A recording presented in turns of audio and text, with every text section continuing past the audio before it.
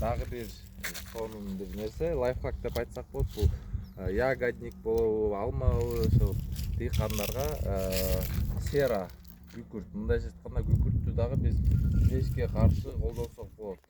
Клещке каршы андан сырткары мучнистая роса оор болот да, могул сыяктуу болуп жалбырактар тартып сынат. Бул дагы түшүмдүн азайышынын бирден бир себеби. Нымдуулукта болчу бир оор, ушуга да каршы кетет, плюс удобрение болуп кетет. Анан серанын да өзүнүн түрлөрү бар. Жанакындай эң майда частицада сууда эриген болот. Ошондойлор менен колдонуп чачсаңар силер биринчиден клещке резистентность снимать этесиңер, плюс клещке да иштеп каласыңар. Анан экинчи мучнистая роса, анан үчүнчү удобрение болуп кетет. Ошону да колдонсоңор болот. Анын деле баасы арзан эле, 1 тонна сууга где-то 2000 сомдой эле болот.